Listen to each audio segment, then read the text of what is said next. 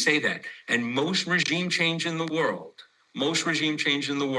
is non-kinetic, is non-military. But we want to give them the support to say, we want you to have the best of your lives. And that's how you change the Middle East.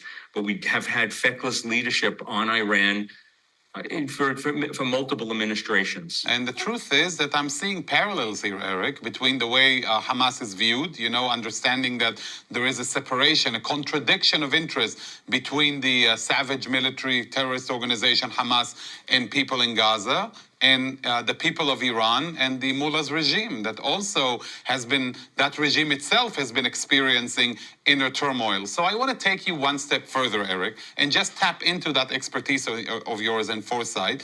We're talking about Iran now. What happens, and we all know Iran is racing to the bomb, what happens after they get their hands on a nuclear bomb when it comes to the ability to threaten the mullah regime?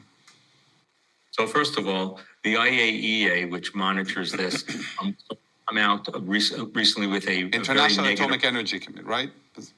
Yes, and they basically wanted to come out, and the Europeans were for it to really condemn Iran. That there's no inspectors and cameras and the amount of enriched uranium and all these other things. And the report is the United States didn't want that because they didn't want to antagonize Iran. They don't understand that is literally saying that you are weak, that you're not willing to stand up for what's there. I just want to get one point. If the Iranian regime changed, the Iranian people, I think, would be very supportive of the West. Problem with the Palestinian people, even after Hamas, is the brainwashing and the believing that all the land is still theirs. When I go and talk to Palestinians, they basically believe that Jews stole their land. And this is even people who are citizens of Israel who do very well. They just don't think Israel has a true right to exist, even if they do well within that. So I actually am more optimistic of regime change a day after of the Iranian people than I am of the Palestinian people, whether in the West Bank or Gaza. Right. If there is one lesson that we've learned from October 7th, and I think that Israelis really understood that point, is believe them when they tell you who they are. And if you take that principle and apply it to the mullah regime, it's a real cause for concern. It is. The thing, I remember my time I met with Hamas in the West Bank with a leader there, and he told us exactly what they wanted to do. I appreciated the honesty. Tehran, remember, these are revolutionary, radical Islamists.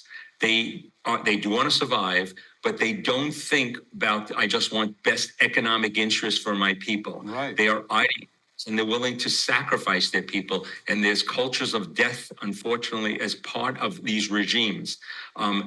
They don't project our Western ways on these people. What the Iranians say and want is just what the Hamas charter says. Remember, one is Sunni Arab, the one is Shiite Persian. It's two sides of the same coin.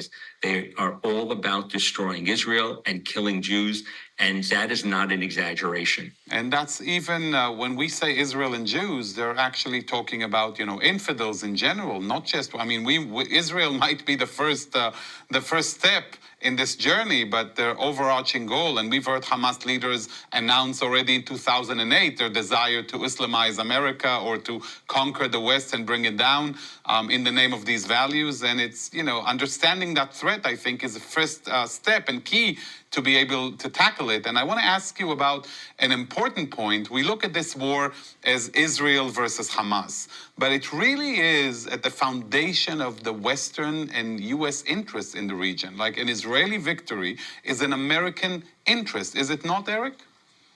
Yes. So I'm an American who speaks to the Senate primarily for American national security interests, which to my mind at this point of time are coincident with Israel's 95% of the time.